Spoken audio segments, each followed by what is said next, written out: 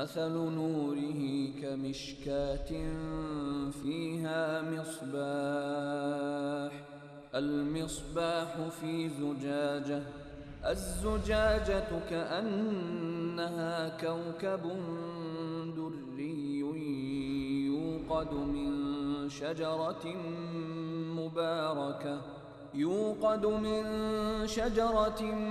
مباركة زيتونة لا شرقية ولا غربية يكاد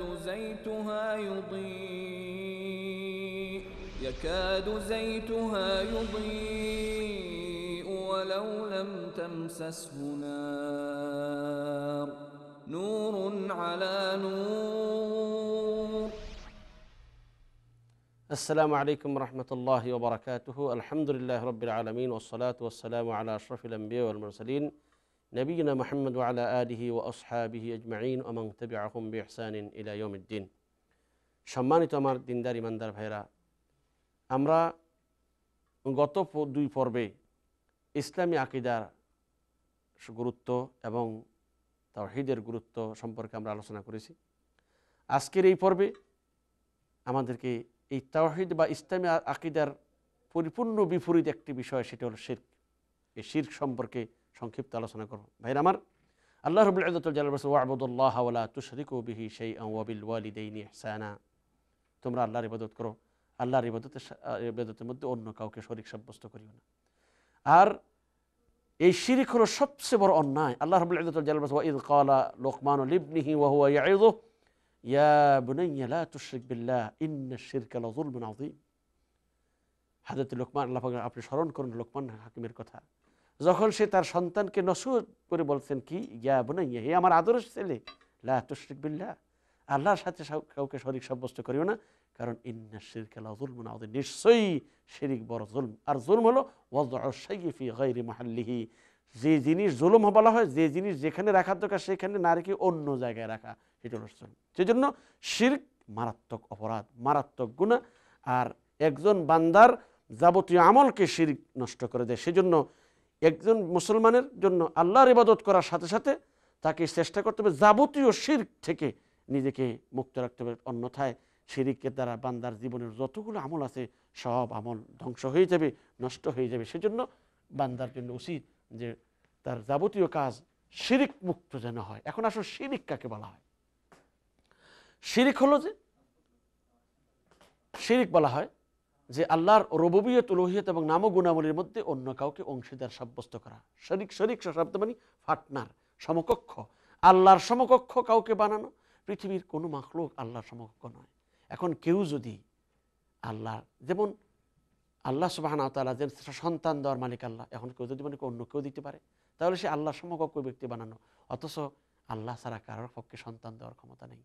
কল্যাণ অকল্যাণের মালিক আল্লাহ, এগুলো আল্লাহর হাতে।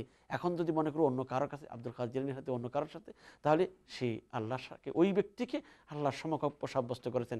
এই সমকক্ষ সাব্যস্ত করার পরিণাম মারাত্মক। কারণ আল্লাহ বলছে ইন্নাল্লাহা লা ইয়াগফিরু আন ইউশরাকা বিহি ওয়া ইয়াগফিরু মা দুনা যালিকা লিমান ইয়াশাউ। আল্লাহ নিশ্চয়ই, আল্লাহ শিরকের গুনাহ ব্যতীত অন্য গুনাহ যাকে চান যা চান ক্ষমা করবেন, কিন্তু শিরকের গুনাহ কখনো তিনি ক্ষমা করবেন না। এই জন্য শিরক মারাত্মক অপরাধ। আল্লাহ রাব্বুল ইজ্জতুল জালাল মানুষকে এই শিরক থেকে বাঁচার জন্য নবীগণ সৎ এবং আল্লাহ পাক কোরআনের মাধ্যমে নবীগণ সর্বদা তাদের চেষ্টা করেছেন যেন মানুষ যেন শিরক থেকে বাঁচতে পারে। কারণ শিরকের কারণে মানুষের যে আমল যা আছে সব ধ্বংস হয়ে যায়। আল্লাহ বলেন ওয়া কাদিমনা ইলা মা আমিলু মিন আমালিন ফাজআলনাহু হাবাআন মানসুরা। বান্দা, আমি তাদের কর্মের দিকে অগ্রসর হব এবং তাকে বিক্ষিপ্ত ধুলা কণায় পরিণত করে দিব। কারণ কি? শিরকের কারণে তার সমস্ত আমল নষ্ট হয়ে যাবে। সেজন্য ভাইরা আমার, শিরক এমন এক অপরাধ যে অপরাধের কারণে বান্দার যাবতীয় আমল নষ্ট হয়ে যায়। আল্লাহ রাব্বুল ইজ্জত ওয়াল জালাল সূরা আনআমের 188 নম্বর আয়াতের মধ্যে 18 জন পয়গম্বরের কথা উল্লেখ করা বলেছেন ওয়ালাউ আশরাকু লা হাবিতু আনহুম মা কানু ইয়ামালুন। এই নবীগণ যদি, আমার প্রিয় বান্দারা যদি আল্লাহর সাথে অন্য কাউকে শরীক সাব্যস্ত করে, তাদের জীবনের যত আমল আছে সবগুলো নষ্ট হয়ে যাবে। আল্লাহ সুবহানাহু ওয়া তাআলা সূরা আজ-জুমার 65 নম্বর আয়াতে বলেছেন ওয়ালাকাদ উহিয়া ইলাইকা ওয়া ইলাল লাযিনা মিন ক্বাবলিক লা ইন আশরাকতা লা ইয়াহবাতান্না আমালুকা ওয়া লা তাকুনান্না মিনাল খাসিরিন। হে নবী, আপনি আপনার কাছে এবং আপনার পূর্ববর্তী সকল নবীর কাছে ওহী প্রেরণ করা হয়েছে, আপনি যদি আমার সাথে কাউকে শরীক সাব্যস্ত করেন তাহলে লা ইয়াহবাতান্না আমালুক, আপনার সারা জীবনের সকল আমলগুলো নষ্ট হয়ে যাবে এবং আপনি ক্ষতিগ্রস্ত অন্তর্ভুক্ত হবেন। তাই একজন মুমিনকে এই শিরিক সম্পর্কে বিস্তারিত জ্ঞান থাকতে হবে, যাতে করে সে কখনো কোনো কাজের মধ্যে যে শিরিক না হয়, কারণ শিরিক এমন এক গুনাহ যে গুনাহ আল্লাহ পাক ক্ষমা করবেন না। তাই হুজুর বলেছেন, মান মাতা ওয়া হুয়া ইউশরিক বিল্লাহ দাখালান নার, যে ব্যক্তি শিরক অবস্থায় মৃত্যুবরণ করবে সে জাহান্নামে যাবে। এই জন্য শিরিক এক মারাত্মক অপরাধ। আর শিরিক হলো যে, আমরা বলেছেন যে আল্লাহর রুবুবিয়তে বা উলুহিয়তে, যে ইবাদতের ক্ষেত্রে বা আল্লাহ সাবান যে আল্লাহ একমাত্র পালনকর্তা, হায়াত মত, এইগুলোর ক্ষেত্রে এবং আল্লাহ নাম ও গুণাবলীর ক্ষেত্রে অন্য কাউকে আল্লাহ সমকক্ষ সাব্যস্ত করাকে শিরিক বলা হয়। হযরতে মুহাম্মদ ইবনে সুলাইমান আত-তামিমি রাহিমাহুল্লাহ এর পক্ষে বলেছেন যে, আর শিরক হলো যে ইবাদতের কোনো একটা আল্লাহ ছাড়া অন্য কারোর জন্য করার নাম শিরক। তাহলে যেমন দোয়া ইবাদত, আমরা যদি আল্লাহ তুমি আপনি আমাকে সাহায্য করুন, এটা ইবাদত হবে, কিন্তু এই দোয়া যদি অন্য কারোর কাছে করা হয় এটা শিরক হবে। মান্নত যদি আল্লাহর নামে হয় ইবাদত হবে, মান্নত যদি অন্য কোনো গায়রুল্লাহর নামে হয় এটা শিরক হবে। জাবেহ যদি আল্লাহর নামে হয় এটা ইবাদত হবে, কিন্তু গায়রুল্লাহর নামে হলে, আল্লাহ ছাড়া অন্য কোনো নাম, চাই সে নবী হোক চাই সে ওলি হোক, তার নামে যদি শিরক হবে।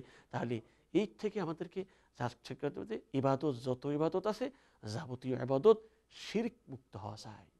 কারণ শিরিক মুক্ত না হলে এই বান্দার আমল কবুল হবে না, এবং এই শিরিক মুক্ত না হলে আল্লাহর কাছে বান্দা পরকালীন মুক্তি লাভ করতে পারে না, এবং শিরিক অবস্থায় মৃত্যুবরণ করে তার জন্য জান্নাত ও হারাম, জাহান্নাম ওয়াজিব। আল্লাহ পাক বলেছেন, ইন্নাহু মান ইউশরিক বিল্লাহ ফাকাদ হারামাল্লাহু আলাইহিল জান্নাহ ওয়া মাওয়াহুন নার ওয়া মা লিয-যালিমিন মিন আনসার। আল্লাহ রাব্বুল ইজ্জতুল জালাল বলতেছেন, যে ব্যক্তি আল্লাহর সাথে শরীক সাব্যস্ত করবে ফাকাদ হারামাল্লাহু আলাইহিল জান্নাহ, আল্লাহ তার জন্য জান্নাতকে হারাম করে দিবেন এবং তার ঠিকানা হবে জাহান্নাম।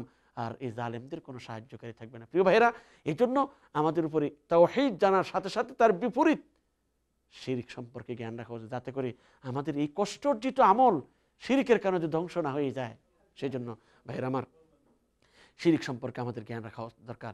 এখন আসুন, এই শিরিকের পরিণাম মারাত্মক। কোন ব্যক্তি যদি শিরিক অবস্থায় মারা যায় তার জন্য দোয়া করেন। আল্লাহ বলেন, মা কানা লিন-নাবিয়্যি ওয়াল্লাযীনা আমানু আন ইস্তাগফিরু লিল-মুশরিকিন, কোন নবীর জন্য বা মুমিনদের জন্য জায়েজ নেই মুশরিকের জন্য ক্ষমা প্রার্থনা করা। কারণ শিরিক অবস্থায় যে ব্যক্তি মারা যাবে সেই ব্যক্তির জন্য জাহান্নাম অবধারিত, জান্নাত হারাম। অতএব আমাদেরকে শিরিক থেকে বাঁচতে হবে। এখন আসুন, শিরিক দুই প্রকার, একটা হলো শিরকে আকবর, আরেকটা হলো শিরকে আসগর।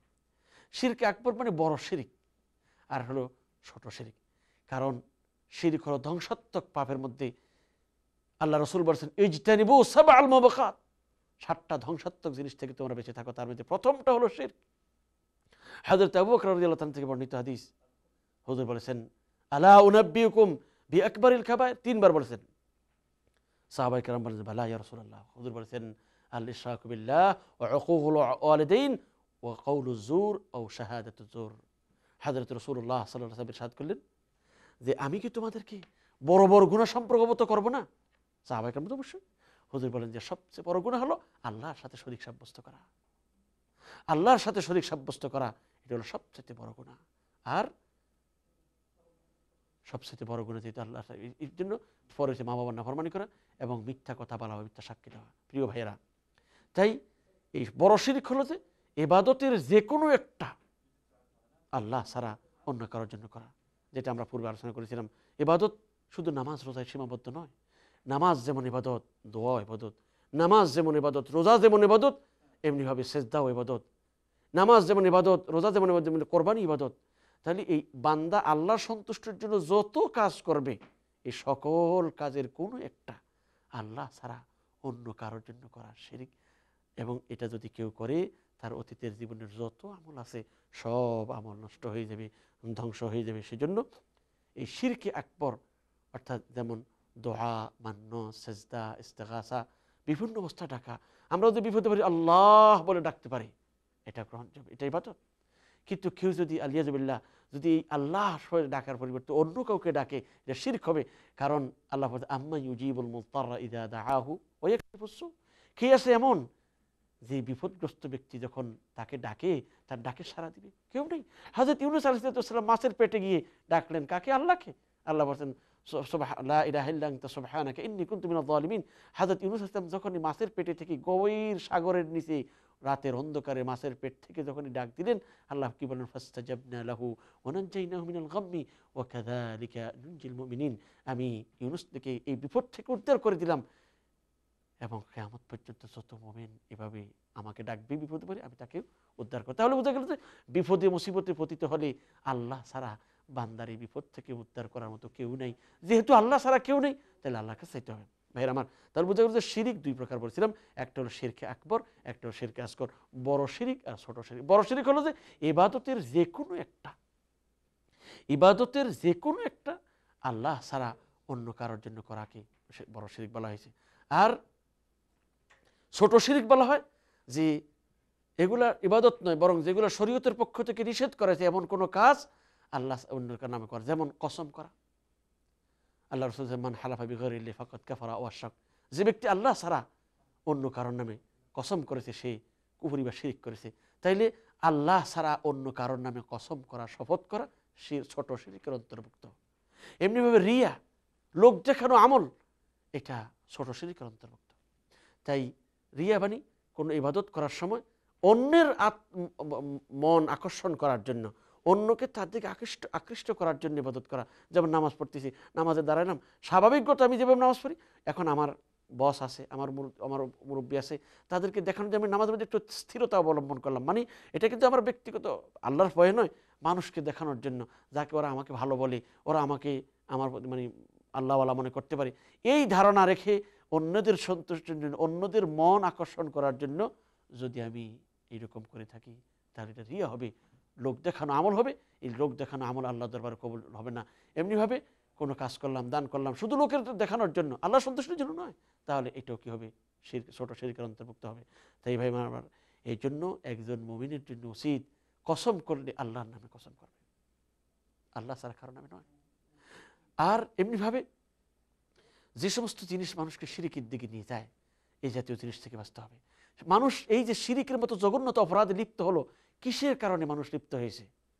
শিরিকের কারণে লিপ্ত হয়েছে। এক নম্বর, আউলিয়া কেরামদের প্রতি, ওলি আল্লাহদের প্রতি অতিরঞ্জিত করা, গুলু ফিল আম্বিয়া ওয়া সালিহিন। হযরতে রাসূলুল্লাহ সাল্লাল্লাহু আলাইহি সাল্লাম এই জন্য উম্মতকে সাবধান করেছে, হুজুর বলেছেন, লা তাতরুনি কামা আতরাতিন নাসারা ফি ঈসা ইবনে মারইয়াম, ইন্নামা আনা আবদুন ফাকুলু আবদুল্লাহি ওয়া রাসূলুহু। খ্রিস্টানরা ঈসা আলাইহিস সালামের প্রশংসায় যেমন অতিমাত্রায় প্রশংসা করে, যেমন তার সীমালঙ্ঘন করেছে, তোমরা আমার ব্যাপারে এরকমের প্রশংসা সীমালঙ্ঘন করিও না, আমি আল্লাহর বান্দা, তোমরা অতএব এটা বলো আল্লাহর বান্দা ও রাসূল। সেই জন্য ভাইরা আমার, আমাদের সকলকে এই কথাগুলো বিশ্বাস করতে হবে যে এই মানে রিয়া বা আম্বিয়া কেরাম বুজুর্গদের সম্মানে যখনই মানুষ বাড়াবাড়ি করা শুরু করবে, তখনই আস্তে আস্তে ক্রমান্বয়ে শিরকে দিয়ে, যেমন হযরত নূহ আলাইহিস সালামের কওম যারা শিরকে লিপ্ত হলো, কেন আল্লাহ পাক বলেছেন, ওয়াকালু লা তাযারুন্না আলিহাতাকুম ওয়ালা তাযারুন্না ওয়াদ্দা ওয়ালা সুওয়া। এই যে আয়াতের ভিতরে আল্লাহ রাব্বুল ইজ্জত যেটা বলেছেন যে এই তোমরা ওয়াজ সুআ এদেরকে ছেড়িও না, মানে তোমরা তোমাদের উপাস্যদেরকে ছেড়ো না, এবং ওয়াসেরো না ওয়াদ মুসুয়া ইয়াসু ইয়াউক নাসারকে।